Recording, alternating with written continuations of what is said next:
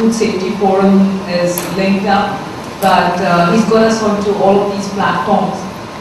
We've, if I'm not mistaken, recently hit the 600 mark with respect to the people within the forum, and we have some pretty interesting discussions. Sometimes very basic and sometimes quite advanced, because it's not only Dubai-based food safety personnel, it's also international experts such as Pete Snyder. We hope to have a lot more people coming in. We tend not to use too much jargon. There are people who've come into the industry and only been in the job of food safety person for 2 months, and they're asking questions like, what's the danger zone? Whilst other people are setting the standards for the danger zone. So it's got the whole spectrum with respect to knowledge levels. Just like to ask you, since you're having this forum, is there any way we can do a sort of populist sort of thing? Again, I'm talking from the point of view of someone who's a journalist who addresses readers, and I've seen the change that our magazine was able to get in with Facebook and the social media. So I was thinking, like, let's say Food Safety Walk, or having a regular online newsletter, FAQs answered by people who are specialists, and to be able to create more awareness on this, because people are aware of it, but they don't know who to go to. So if it's possible to do something like that. I think I can answer on behalf of Bobby, because we've had a few very, very avid discussions about the role of journalists, and I'll make reference to an article that came in newspapers about a year ago that's where a prominent doctor was interviewed about food safety, and he said, take your vegetables and soak them in vinegar for half an hour, and that will make it safe. And all of us were jaws off the floor, because it's not what we do. How many of us soak our vegetables in vinegar for half an hour? Yeah. But you get people who are so-called food safety experts giving information, and the journalists are the ones who go and likely approach the wrong people to get the wrong details. The people who I consider experts, one of them, or at least the person who can get the information from experts, would be Bobby. But it's not very rare. It's more often now that he's been interviewed, and you'll get the actual fact rather than someone's opinion, because they're doctor so and so, and actually they could be a doctor of, you don't know what they're a doctor in, and you're looking for an expert in food safety to give you that information. And so they end up misleading as opposed to providing the kind of information. Yeah, because doctors so and so say so. Some kind of a guild or something, or some sort of informal association. Because if I were to write a story on plumbing, I would probably, that's how I as a journalist do. I would do my research and look for the plumbing association and go to the correct people. But is there some sort of an association where we have an address or a contact detail that if you need specialists in food and cooling and this and that, you can go to this particular association contact. If you do that, then I'm sure journalists will approach you. Yeah, you did mention demystifying, and I think yes, there was and there has been an attempt. You'd have noticed that in the supermarkets, particularly Lulu's, they had a drive to create consumer awareness, and it was early last year. They had quite a few educational sessions where they went into the supermarket and they had these sessions to educate primarily the women of the family, because the woman actually is the head of the household, and primarily because she traditionally tends to be in charge of what's put on the table. She's traditionally the person who teaches the children about food hygiene, about washing their hands, for instance. So a lot of efforts were made to educate the consumer, but also a lot of efforts were made to go into kindergartens to children and to educate the children. And this happened last year. I think there are a lot more initiatives that are coming up. I wouldn't want to say something that primarily because Bobby and his team have got plans. And maybe it's best to get the information from him. But there is no formal or even an informal association per se, not yet. But sure, and just to say that I'm happy to pass on the contact details of the Municipality and Bobby Krishna, and maybe as a start you could begin by interviewing Bobby himself, who's a wealth of knowledge, and Lorraine and Richard Springs, and basically everyone in the room. And I'd like to throw open this question to all of you, and what we as journalists are trying to find and at times struggle to find out is how we can do a better job at reporting. And what do you as readers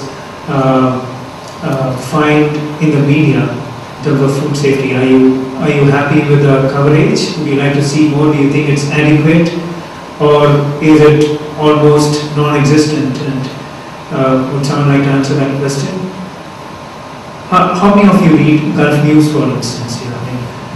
Okay, quite a few hands going up. And do you see coverage of? I'm not trying to put you in a spot here, but how many of you would like to see coverage of food safety issues, refrigeration issues, in a manner that would you like to elaborate, Mohammed, or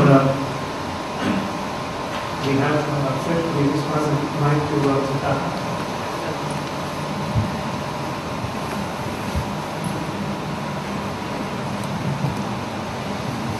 We do read every now and then about food poisoning. You give us the solution, you give us the issue, the problem. The problem is that we don't really see a solution. Because we need education. We don't need. I mean, to me personally, I don't want to read only that. Okay, there is a problem. But I want to know also what is the solution.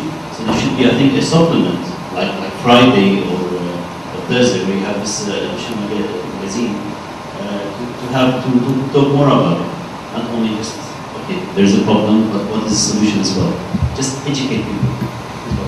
After this particular conference, I'm sure at least I can promise you that I'm going to write something on how to shop vegetables and fruits and this telling stuff. And the other thing is, I recently wrote an article on how to read nutritional labels in supermarkets.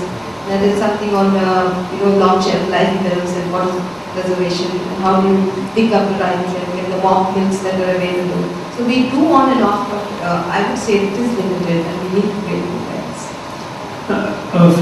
Sorry, go ahead. I also think that, as Lorraine was saying, that she has a forum.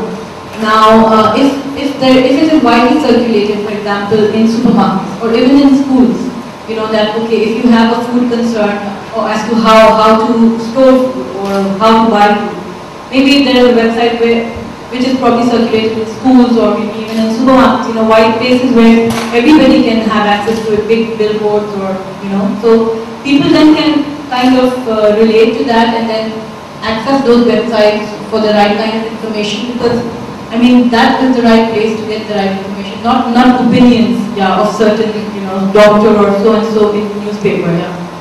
So I mean it has to be somewhere where everybody has access to it and everybody can.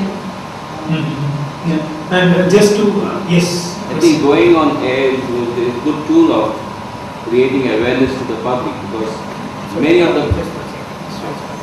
You can hear you clearly. Sorry, I think going on air to create awareness on air would be a very good tool to educate the public, because most of them, many of them travel by cars and that's the time people get to tune to radio, and that's the best way of getting to the media, to the public, this way of going on to the air. I would say that's very good too. Thank you. Yeah, I think that's an excellent suggestion, and we will speak to our colleagues in the broadcast media. We do have our contacts, and just to also let you know, as Climate Control Middle East, with this particular seminar, we are launching our campaign on food safety, and that's what you see in your badge, the badge that you're wearing, and it's called the I Care About Food Safety campaign, and we go beyond being a B2B publication, business to business publication, and take this forward, probably forge partnerships with magazines like Log with Least, so that we go to that kind of readership, and also like Gulf News and 103.8 Dubai Eye, or what are other means we might have, and definitely, and just to sort of pull a thread from what Mr. Taha said, I think what he was suggesting was that it's not enough if the newspaper reports an incident about food poisoning, but there should be some sort of follow-up in a detailed manner, a magazine, a feature story, or a series of feature stories. And Suchitra is with Gulf News, and she writes for Friday magazine, so I think there's a direct link when you talk about that. And good. And you had a question, Vikash? I